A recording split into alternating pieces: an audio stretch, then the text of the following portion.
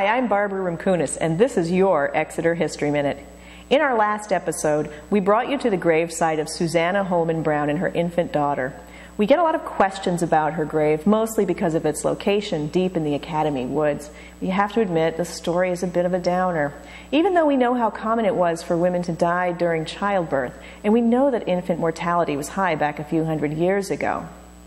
The story of Susanna's remaining family isn't as tragic.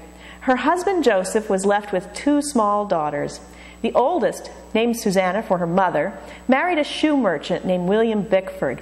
They lived in this grand house on Cass Street, and it was here that her younger sister Julia married a man named Harvey D. Parker in 1839. And here's where we connect a bit of Exeter history to Boston history. Harvey Parker was a bright young man from Maine who'd moved to Boston and worked his way up in the hotel business, buying out his boss and creating what would become a Boston landmark, the Parker House. In 1856, he had the innovative idea of attaching a restaurant to the hotel and serving only the finest menu items. He paid a king's ransom to an Armenian-French chef named M. Sanzian. Chef Sanzian became the world's first celebrity chef. Parker took a lot of heat for this risk, but his overpaid chef is credited with creating three iconic Boston dishes. The first is Boston's official dessert, the Boston cream pie, which isn't actually a pie. It's several layers of cake with vanilla custard filling, all topped with a chocolate ganache. October 23rd is Boston Cream Pie Day. It's on my calendar, even here in Exeter.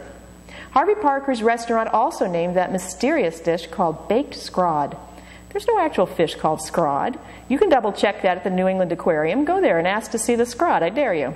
It must be cod or haddock or something. The one item that bears the owner's name is the Parker House roll. There are all sorts of stories about how it got its distinctive folded-over dimple.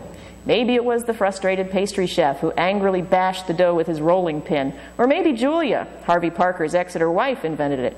We don't know. But consider Parker House rolls for Thanksgiving. They're everything that's good about gluten. Harvey and Julia Parker were frequent visitors to Exeter, and Julia remained attached to her hometown for the remainder of her life. You'll still find the Omni Parker House in Boston today, especially if you're hiking the Freedom Trail through the city. It's on School Street. Or come visit us. The Exeter Historical Society is on Front Street in Exeter, New Hampshire, or online at www.exeterhistory.org.